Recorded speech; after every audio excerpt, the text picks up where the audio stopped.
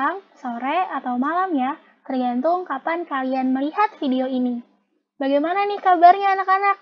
Semoga sehat selalu dan bahagia tentunya. Nah, pembahasan kali ini cukup menarik nih anak-anak, yaitu tentang kesebangunan dan kekongruenan bangun datar. Sebelum masuk ke materinya, ini ada semacam games buat pemanasan dulu nih, untuk mengelompokkan 4 pasang bangun datar ini. Apakah termasuk pasangan yang sebangun atau kongruen? Yang pertama ada sepasang persegi nih. Kira-kira sebangun atau kongruen ya? Saya kasih waktu 5 detik nih buat milih. 5, 4, 3, 2, 1. Oke, dikunci ya jawabannya dan mari kita cek. Wah, ternyata kongruen ya. Lanjut nih ke yang kedua. Ada sepasang segitiga. Sebangun atau kongruen ya? 5, 4, 3, 2, 1. Oke, dikunci ya jawabannya. Dan mari kita cek.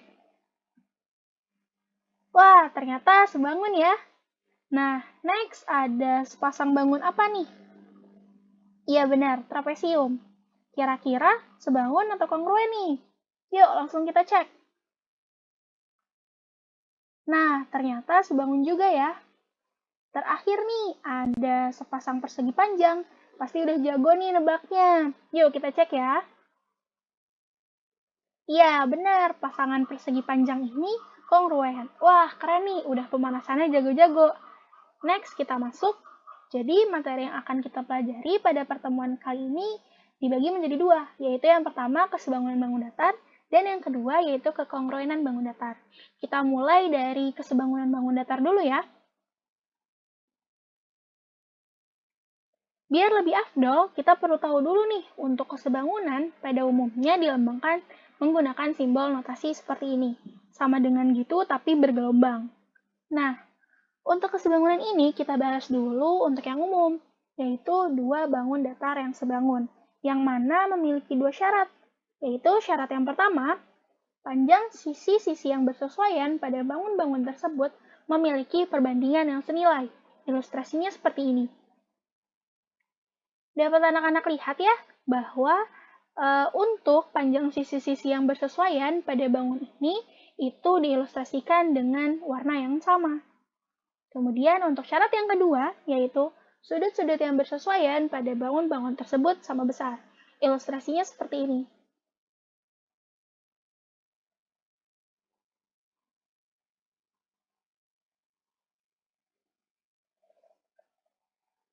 Kemudian untuk yang lebih khusus, kita bahas 2 segitiga yang sebangun. Ada 3 syarat nih yang harus dipenuhi. Yang pertama itu sisi, yaitu panjang sisi-sisi yang bersesuaian memiliki perbandingan yang sama. Ilustrasinya seperti ini. Nah, untuk panjang sisi-sisi yang bersesuaian itu diilustrasikan dengan bentuk garis yang sama ya. Kemudian yang kedua, yaitu sudut, yaitu sudut-sudut yang bersesuaiannya sama besar. Ilustrasinya seperti ini. Nah, bisa anak-anak lihat ya, untuk segitiga yang kecil yang berwarna toska ini bergerak menghimpit setiap sudut-sudut di segitiga yang besar yang berwarna kuning. Nah, ini menunjukkan bahwa sudut-sudut yang bersesuaiannya itu sama besar. Kemudian yang ketiga, yaitu sisi, sudut, sisi, yaitu 2 sisi yang bersesuaian memiliki perbandingan yang sama dan sudut bersesuaian yang diapit sama besar. Ilustrasinya seperti ini. Nah, dapat dilihat ya, ada 2 sisi yang bersesuaian dan ada 1 sisi apitnya. Nah, itu haruslah sama besar. Oke, tadi kita udah membahas nih untuk kesebangunan bangun datar. Selanjutnya kita bahas mengenai kekongruenan bangun datar.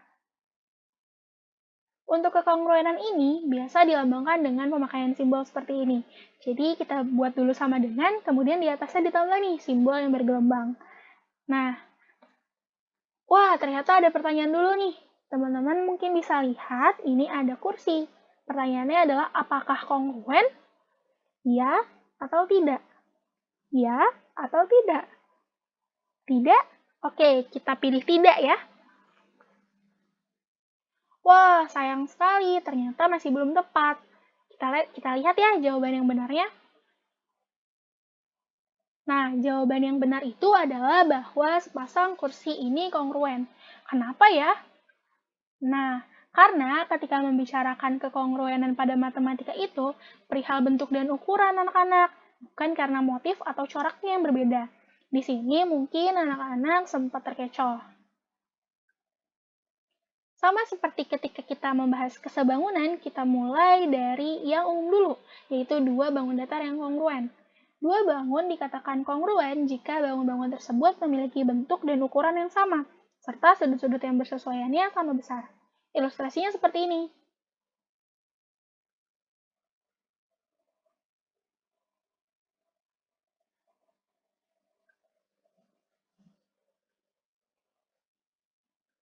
Kemudian untuk dua segitiga yang kongruen.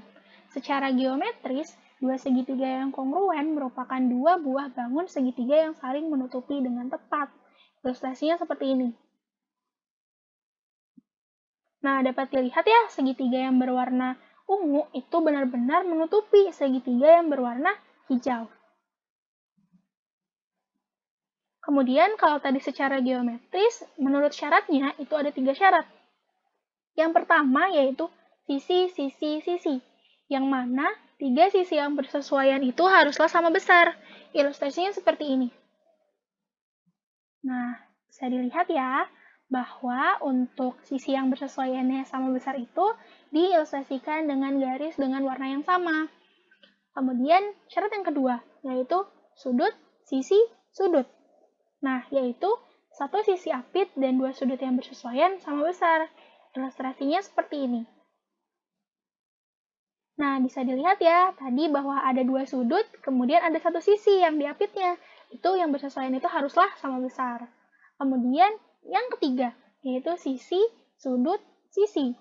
Nah, yaitu sudut dan dua sisi yang bersesuaian sama besar. Ilustrasinya seperti ini. Nah, bisa dilihat ya bahwa ada dua sisi nih yang bersesuaian sama besar. Kemudian ada satu sudut apitnya.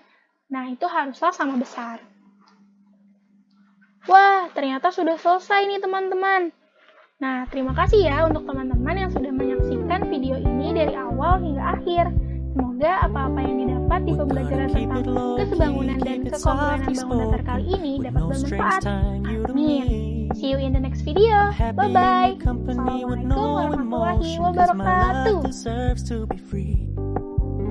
I never wanna look at a house in the garden. I never wanna lock you down. I know you're not mine, it's just